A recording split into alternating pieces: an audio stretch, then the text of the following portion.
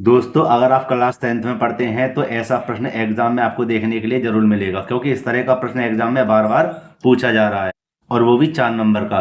तो आइए दोस्तों प्रश्न को पढ़ लेते हैं।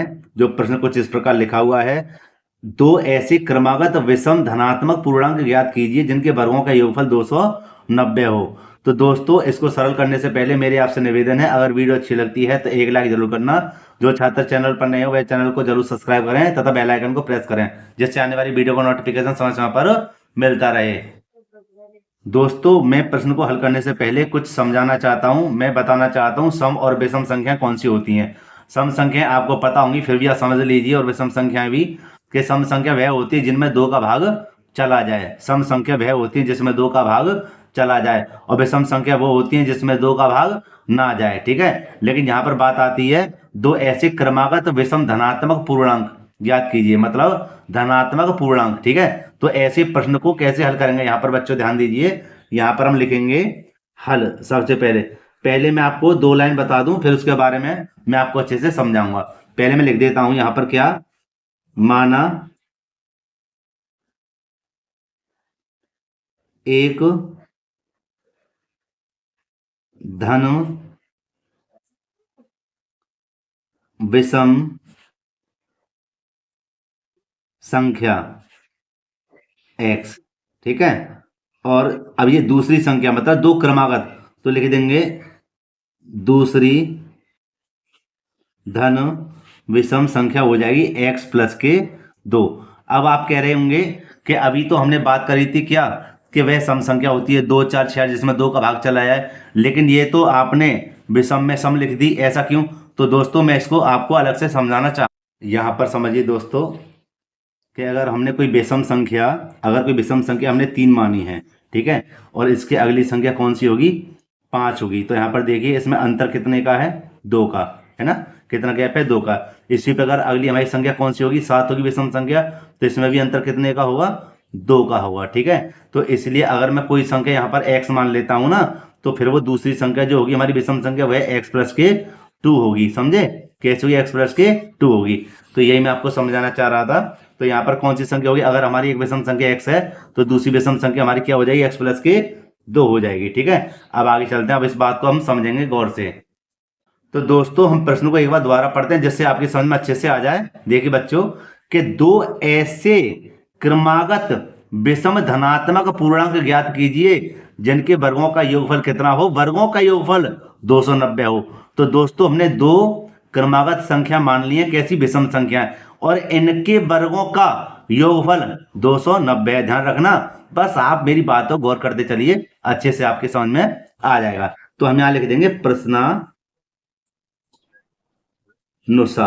प्रश्नानुसार। ठीक है, और बच्चों यहां पर हम लिख देंगे क्या, कि एक x लिखेंगे और एक लिखेंगे x प्लस के 2। लिख दिया। इनके वर्गों का, इनके वर्गों का योगफल, और योगफल माने जोड़, कितना है, 290 है, 290 है। दोस्तों समझ में आ रही है ना? मुझे प्लीज एक लाइक जरूर करना और एक प्यारी सी कमेंट भी करना अगर आपकी समझ में आ रहा हो तो। देखिए बच्चों, इसने कहा था कि 2 विषम संख्याओं के वर्गों का योगफल, है ना, कितना है, 290 है। बस दोस्तों इसको आपको सरल करना है। देखिए कैसे इसको सरल करेंगे, इसको थोड़ा ऊपर कर देते हैं। देखिए कि यहाँ पर एक्स स्क्वायर तो है हमारे पास, ठीक है, और ये बनता है a प्लस बी का होल स्क्वायर।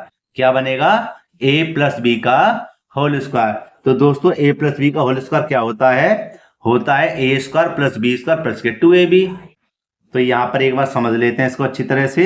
यहाँ पर देखिए, यहाँ पर हमने माना a प्लस बी का होल स्क्वायर क्या होता है, a square plus B square plus के 2ab, है ना।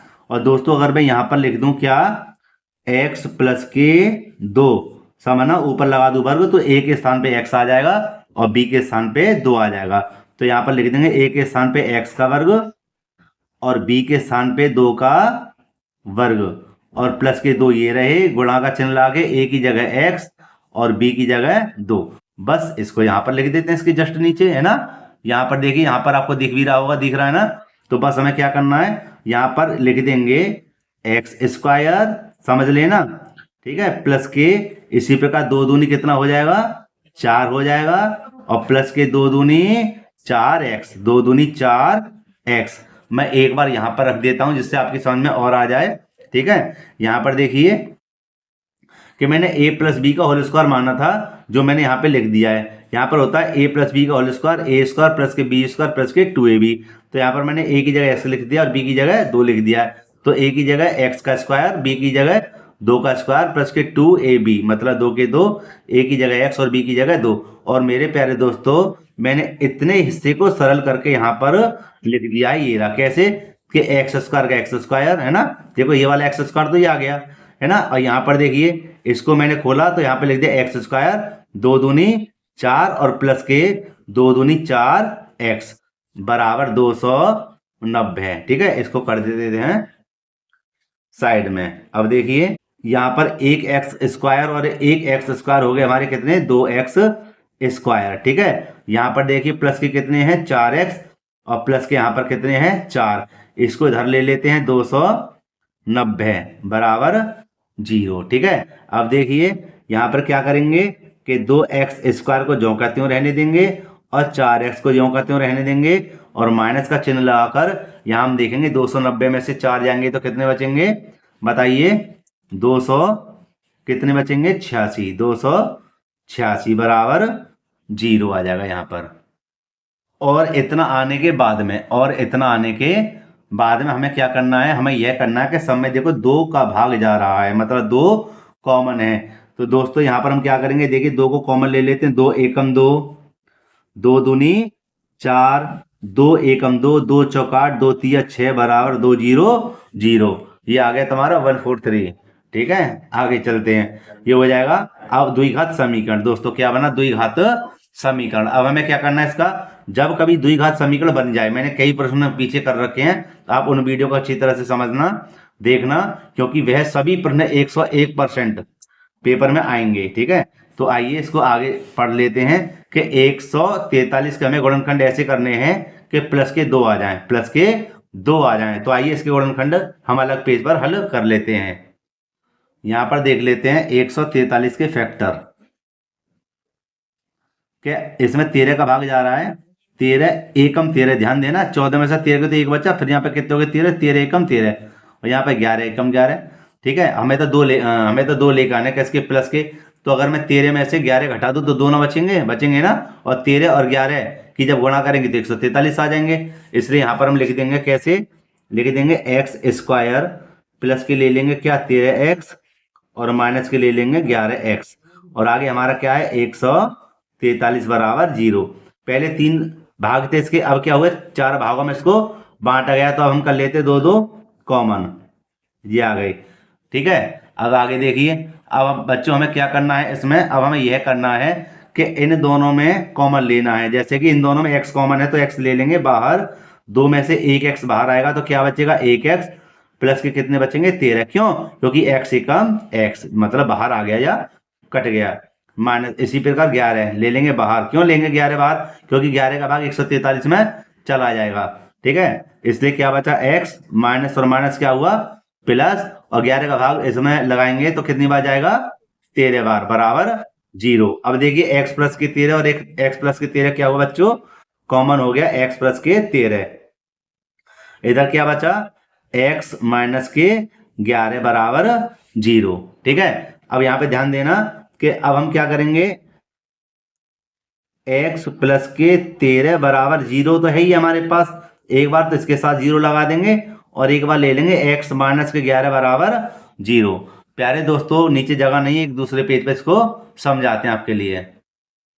देखो दोस्तों यहाँ पर हम बता देते हैं इसको कि जब ये मैंने इसके मान ले लिया है तो हम क्या करेंगे, x प्लस के जो 13 हैं इसको इधर लेके आएंगे, काय के हो जाएंगे बराबर से इधर माइनस के हो जाएंगे 13, काय के हो जाएंगे माइनस के, और ये जो प्लस के हैं है ना, और सॉरी ये जो माइनस के 11 हैं इसको इधर लेके आएंगे तो काय के हो जाएंगे प्लस के 11 हो जाएंगे, किसको हो जाएंगे प्लस के 11।